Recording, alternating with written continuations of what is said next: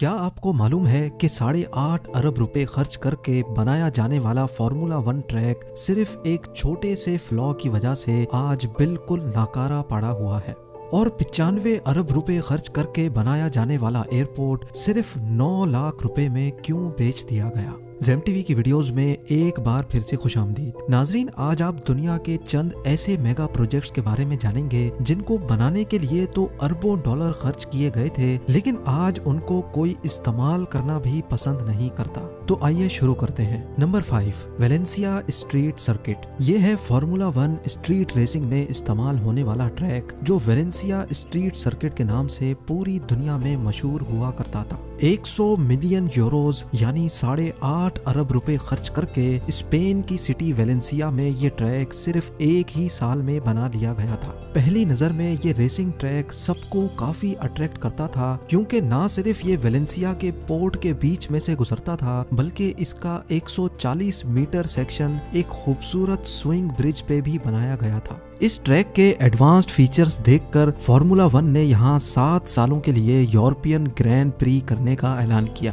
जो 2008 से 2014 तक चलना था। सबको इसी इवेंट का इंतजार था कि कब इस नए ट्रैक पर फार्मूला वन रेसिंग की जाएगी। लेकिन जब 2008 में यहाँ पहली बार रेस की गई तो सारी हकीकत खुलकर सामने आ गई। रेसिंग ड्राइवर्स ने शिकायत की कि इस ट्रैक का डिजाइन कुछ ऐसा बना हुआ है कि इसमें ओवरटेक करने का चांस नहीं मिलता। इस ट्रैक में 11 लेफ्ट टर्न्स और 14 राइट टर्न्स बनाए गए थे, लेकिन टर्न से पहले रोड इतना सीधा रखा गया था जिसमें racing cars 320 kilometre per hour की स्पीड तक दौड़ सकती थी। यानी टर्न्स जिसमें रेसिंग कार्स को एक दूसरे को ओवरटेक करने का मौका मिलता है, उन टर्न्स पर ड्राइवर्स को बहुत जोर की ब्रेक लगाना पड़ती थी, जिसकी वजह से यहाँ कई एक्सीडेंट्स भी रिपोर्ट हुए। फार्मूला वन जिसने वेलेंसिया स्ट्रीट सर्किट को 7 सालों के लिए बुक किया था, सिर्फ 5 सालों के बाद ही उन्होंने अपना एग्रीमेंट तोड़ दिया और तब से लेकर अब तक ये स्ट्रीट सर्किट ट्रैक किसी हॉन्टेड फिल्म के सेट जैसा लगता है। टूटे हुए लाइट पोल्स, टूटी फूटी फेंसेस और रेसिंग ट्रैक की साइडों पर जंगली झाड़ियों के साथ साथ अंडरपास में भरा सालों पुराना पानी इस बात का सबूत है कि ये मेगा प्रोजेक्ट बिल्कुल बेकार पड़ा हुआ है। Number 4, Ciudad Real Central Airport. Spain Europe का एक ऐसा हिस्सा है जो टूरिस्ट के लिए एक हॉटस्पॉट माना जाता है। हर साल पूरी दुनिया से 8 करोड़ टूरिस्ट यहाँ घूमने आते हैं और ये सब स्पेन के कैपिटल मैड्रिड में लैंड करना पसंद करते हैं। लेकिन मसला ये खड़ा हो रहा था कि स्पेन के कैपिटल सिटी में मैड्रिड इंटरनेशनल एयरपोर्ट की कैपेसिटी है सिर्फ 7 करोड़, जबकि यहाँ आने वाले पैसेंजर्स की तादाद है 8 करोड़। इसी मसले की वजह से एक और एयरपोर्ट बनाने का फैसला किया। 1.2 बिलियन डॉलर्स यानी तकरीबन 95 अरब रुपयों का खर्चा करके सिउडाड रियल सेंट्रल एयरपोर्ट बनाया गया। हड़बड़ाहट में ये नया एयरपोर्ट बना तो लिया गया था, जिसका मेन मकसद मैड्रिड इंटरनेशनल एयरपोर्ट का लोड कम करना था, लेकिन जब 2009 में ये ऑपरेशनल हुआ तो इसको बनाने वालों के पैरों तले जमीन ही खिसक गई। जी हाँ, कहलाया तो ये सेंट्रल एयरपोर्ट जाता था, लेकिन ये किसी भी एंगल से सेंट्रल नहीं था, क्योंकि यहाँ लैंड करने के बाद पैसेंजर्स को मैड्रिड जाने के लिए 300 किलोमीटर का सफर तय करना पड़ता था। जहां टूरिस्ट ने इस नए एयरपोर्ट को बुरी तरह से रिजेक्ट कर दिया था, वहीं कमर्शियल एयरलाइंस ने भी अपने फ्लाइट ऑपरेशंस सस्पेंड कर दिए। लॉन्च के सिर्फ 2 सालों के बाद ही सिउडाड रियल सेंट्रल एयरपोर्ट किसी वीरान बस्ती का मंजर पेश करने लगा। बेशक यहाँ कोई पैसेंजर आना पसंद नहीं करता था, लेकिन एयरपोर्ट को ऑपरेट करने में ही हर साल करोड़ों डॉलर खर्च हो जाते थे। अब बात यहाँ तक पहुँच गई कि 2013 में इसको बेचने का फैसला किया गया, लेकिन कोई आखिर इसको खरीदेगा ही क्यों। आखिरकार 2019 में 95 अरब रुपए खर्च करके बनाया जाने वाला ये एयरपोर्ट सिर्फ और सिर्फ $12,000 यानी 9 लाख रुपए में नीलाम कर दिया गया।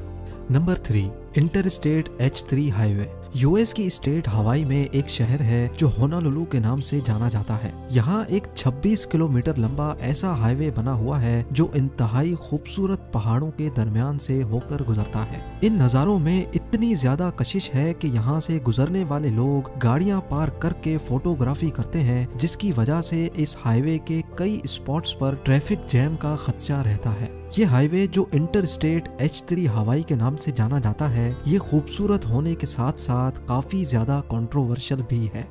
इस हाईवे को बनाने की जरूरत 1960 में पेश आई थी, जब यहाँ मौजूद यूएस नेवी की 2 बेसिस के दरमियान ट्रेवल करने में बहुत मुश्किल होती थी। लेकिन जब यहाँ ये हाईवे बनाने का प्लान अनाउंस किया गया तो यहाँ के रहने वाले लोगों ने बहुत शोर मचाया, क्योंकि वो नहीं चाहते थे कि किसी भी वजह से इनके शहर की खूबसूरती खराब हो, और वो भी सिर्फ नेवी की 2 बेसिस को आपस में कनेक्ट करने के लिए।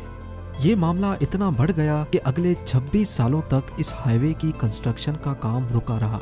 लेकिन फिर 1989 में एनवायरनमेंट के कानून में तब्दीली करके इस प्रोजेक्ट की कंस्ट्रक्शन जबरदस्ती स्टार्ट कर दी गई। पूरे 8 सालों की कंस्ट्रक्शन के बाद 1997 में पहली बार इस हाईवे को ओपन किया गया। नॉर्मली ऐसे इलाकों में रोड्स बनाने के लिए पहाड़ों को काट कर रोड्स बनाए जाते हैं, लेकिन क्योंकि ऐसा करने से यहाँ की खूबसूरती खराब हो रही थी, इसी वजह से ये पूरा हाईवे स्टार्टिंग से लेकर एंडिंग तक बड़े बड़े पिलर्स की सपोर्ट पर खड़ा किया गया था। ये करने की वजह से और तो कुछ नहीं हुआ, बल्कि इस प्रोजेक्ट की कॉस्ट बढ़ गई। जहां इस प्रोजेक्ट के लिए $250 मिलियन खर्च होना थे, वहीं ये पूरा प्रोजेक्ट $1.3 बिलियन खा गया। ये कुल रकम तकरीबन 100 अरब रुपयों के बराबर बनती है, यानी 370 करोड़ रुपयों का सिर्फ 1 किलोमीटर। 37 साल का इंतजार और 100 अरब रुपयों का खर्चा करने के बावजूद भी आज तक ये हाईवे इस्तेमाल के काबिल नहीं समझा जाता। कुछ लोगों का मानना है कि इस हाईवे से होनोलुलु डाउनटाउन तक कोई डायरेक्ट रास्ता नहीं जाता, जबकि यहाँ के लोकल्स ने आज तक इस हाईवे को इस वजह से इस्तेमाल नहीं किया क्योंकि उनका मानना है कि इस हाईवे की कंस्ट्रक्शन में गवर्नमेंट ने उनकी कई इबादत गाहों को गिरा दिया था, और यही वजह है कि ये हाईवे बहुत ही कम इस्तेमाल होता है। Number 2, ghost city. ये है यांगोन, जो म्यांमार का पुराना कैपिटल सिटी है। समंदर के किनारे बसने वाले इस शहर में 70 लाख लोग रहते हैं, और ये माना जाता है कि अब यांगोन मजीद एक्सपेंड नहीं हो सकता। ये सब देखते हुए 2002 में म्यांमार के एक मिलिट्री लीडर ने चुपचाप खामोशी से एक नया शहर बनवाना शुरू कर दिया। उनका प्लान था कि उनको म्यांमार का कैपिटल सिटी शिफ्ट करना है। म्यांमार दुनिया का पहला मुल्क नहीं था जो अपना कैपिटल सिटी चेंज करना चाहता था। इससे पहले थाईलैंड, अफगानिस्तान और पाकिस्तान भी अपना कैपिटल शिफ्ट कर चुके थे। आखिरकार 2005 में मिलिट्री लीडर ने अचानक ये अनाउंस किया कि वो कैपिटल शिफ्ट करना चाहते हैं, जिसका नाम नेपिटाओ रखा गया था। ये नया कैपिटल समंदर से दूर म्यांमार के सेंटर में बनाया गया था, जिस पर टोटल $4 बिलियन यानी तकरीबन 300 अरब रुपए खर्च किए गए थे। नेपिटाओ में लोगों को अट्रैक्ट करने के लिए वो सब कुछ बनाया गया था जो किसी मॉडर्न शहर में होता है। 20 lane highway, luxury hotels, golf courses, museums, shopping malls और हत्ता के यहाँ पुराने कैपिटल में पाया जाने वाला पगोडा भी हूबहू अंदाज में बनाया गया था। लेकिन एक बहुत ही अहम चीज यहाँ मिसिंग थी, और वो थी आबादी। जी हाँ, इस नए कैपिटल में सब कुछ था, लेकिन लोग नहीं थे। यहाँ सिर्फ गवर्नमेंट एम्प्लॉइज और ब्यूरोक्रेट्स रहते हैं। इसके अलावा यहाँ ना ही बंदा है और ना ही बंदे की जात। 20 लेन हाईवे जो लाखों गाड़ियों के लिए बनाया गया था, वहाँ किस्मत से ही कोई गाड़ी चलती हुई दिखती है। यहाँ का इंटरनेशनल एयरपोर्ट जो 35 लाख लोग हैंडल कर सकता था, पीक टाइमिंग में भी यहाँ सिर्फ 10 या 12 पैसेंजर्स ही होते हैं। इसी तरह होटल्स और शॉपिंग कॉम्प्लेक्सेस इतने वीरान होते हैं कि यहाँ जाते भी डर लगता है। 300 अरब रुपयों से बनाया जाने वाला ये पूरा शहर आज एक ऐसा मंजर पेश कर रहा है जैसे ये भूतों का शहर हो। और अब number 1, Yucca Mountain waste repository. Nuclear power plants का वेस्ट मटेरियल अगर प्रॉपर तरीके से स्टोर ना किया जाए तो वो इंसानों को इतना नुकसान पहुंचा सकता है कि इसका अंदाजा लगाना भी बहुत मुश्किल है। नॉर्मली अमेरिका का पूरा न्यूक्लियर वेस्ट ड्रम्स में भरकर रिमोट लोकेशंस में छोड़ दिया जाता है, लेकिन 2002 में अमेरिका ने नेवाडा स्टेट के युका माउंटेन में 300 मीटर डीप टनल खोदकर वहां पूरे अमेरिका का न्यूक्लियर वेस्ट डंप करने का प्लान बनाया। ये प्लान था तो बहुत अच्छा, लेकिन नेवाडा में रहने वाले लोगों ने इस आइडिया को बुरी तरह से अपोज किया। उनका मानना था कि जब नेवाडा में कोई न्यूक्लियर प्लांट ही नहीं है तो फिर पूरे अमेरिका का न्यूक्लियर वेस्ट सिर्फ यहीं पर ही क्यों डंप किया जा रहा है।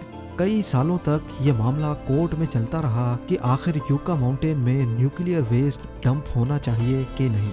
आखिरकार प्रेसिडेंट ओबामा के दौर में ये फैसला किया गया कि यूका माउंटेन में न्यूक्लियर वेस्ट डंप नहीं किया जाएगा। हैरत अंगेज तौर पे 17 बिलियन डॉलर यानी 1300 अरब रुपए खर्च करके बनाया जाने वाला ये प्रोजेक्ट आज एक ऐसी पोजीशन में है कि इसके आसपास भी कोई भटकना पसंद नहीं करता। उम्मीद है जेम टीवी की ये वीडियो भी आप लोग भरपूर लाइक और शेयर करेंगे। आप लोगों के प्यार भरे कमेंट्स का बेहद शुक्रिया। मिलते हैं अगली शानदार वीडियो में।